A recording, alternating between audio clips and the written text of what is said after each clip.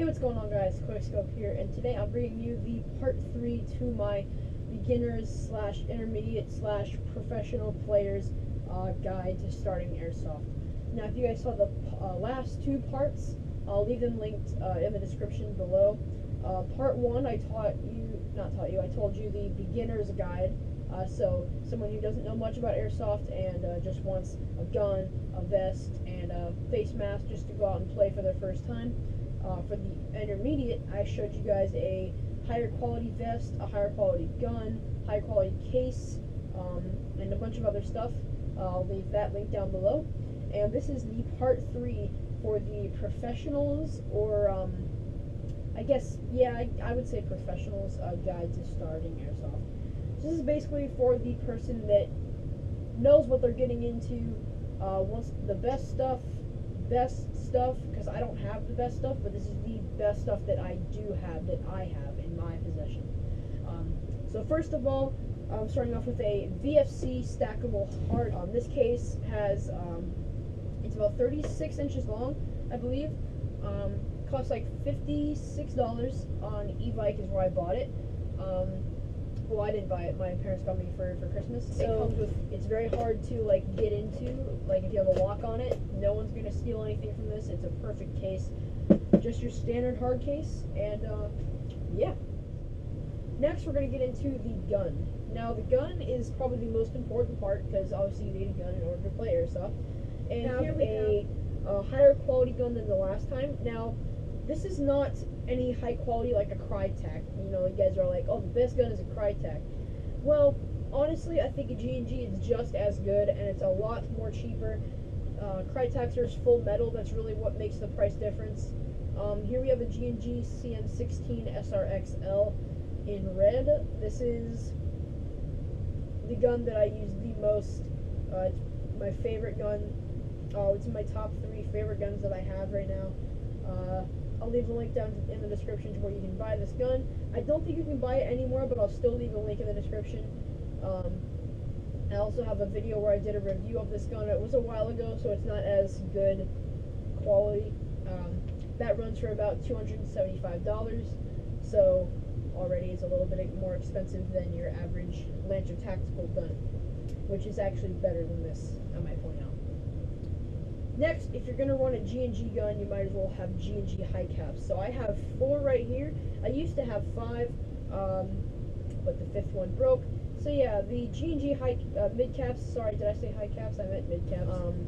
The G&G mid caps, they hold 140 rounds. They are very nice. They're not as high quality as a KWA high cap, or mid cap, I'm sorry, I keep saying that.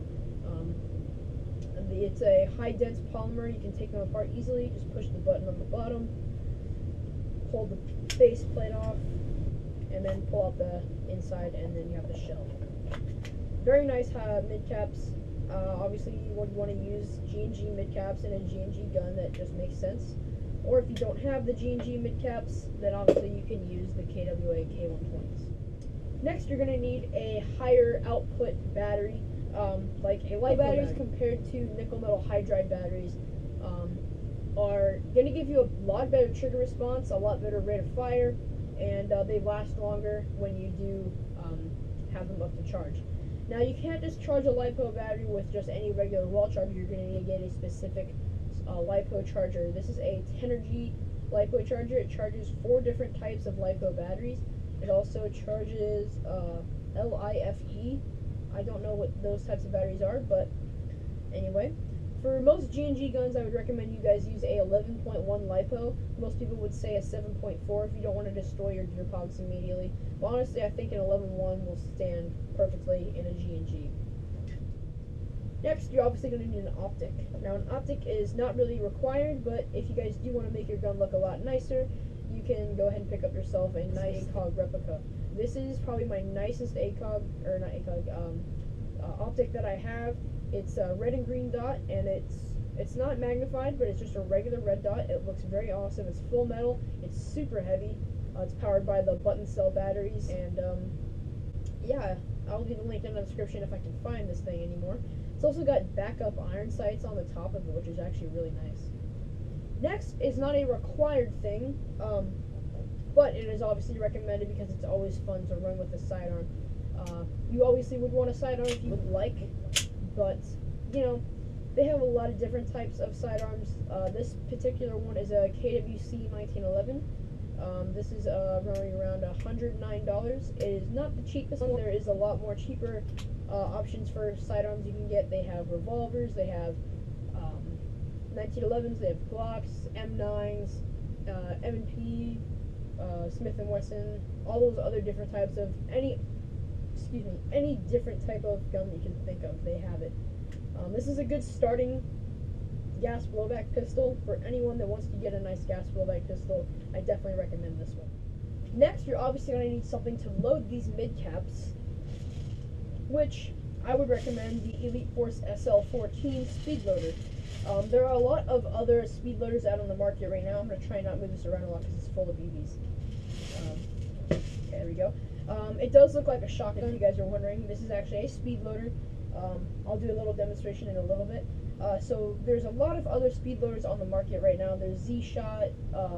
It's got the little wind in the bottom. There's also a electric one where you just stick it on the top and then it loads electrically. And there's obviously the little ones that you just push with your thumb and load them in. These ones are mainly made just to make loading mid-caps faster.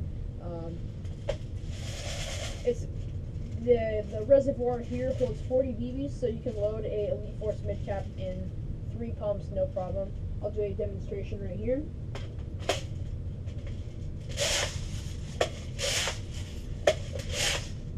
And there you go. KWA K120 completely loaded.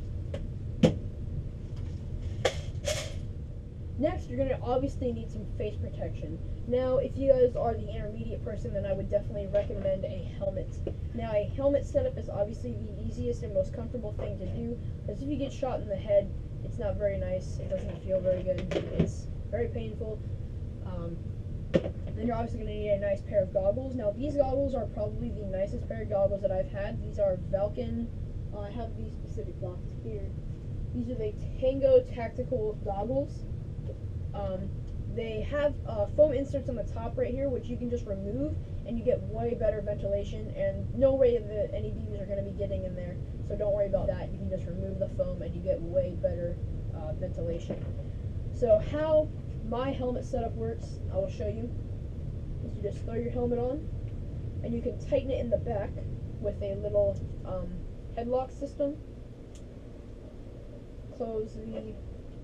Clip the chin strap. Put the goggles on over the helmet, so your goggles are on like that, and then this is a certain mesh mask that clips into your helmet. They obviously have other ones that are just a full strap, you just strap it around your head, but this one is a lot more convenient for me because you can just go like this, you can find it, clip it into the back of the helmet like that, and then find the other clip, and clip it in. So as you can see, it's a lot easier, and you won't get hit in the face or anything. It won't hurt. If you're not wearing a helmet, you're actually going to get hit in the forehead, everywhere on the head, the ears. So yeah, and when you're done and you need to get like a drink of water, you can just push the button here, find it, drop it free, and then get a drink of water, go back on, and then you're ready to go. Next, I want to be talking to you guys another pair of hand protection. Now, these are just mechanics gloves. Once again, if you guys remember from the intermediate guide, I showed you guys the mechanics gloves originals. These are the mechanics glove M-Packs. They are very comfortable. They have nice rubber padding on the fingers, so if you get shot in the finger, it does not hurt. Very nice, comfortable. These ones are a little bit big on me. These are the small size, or not big on me, sorry, a little bit small on me.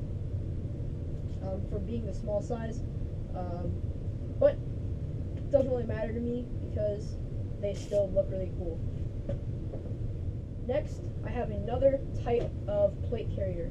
Now, in the past, I showed you guys just a tactical vest, and then I showed you another different type of tactical vest, like this one right here. I showed you this one, which is kind of big, kind of bulky. You know, it's not very comfortable. In my opinion, I think that one of these types of plate carriers, this is a JPC, which stands for jump plate carrier, which means that it is basically just very easy to put on. You just peel up on the Velcro right here, pull this open,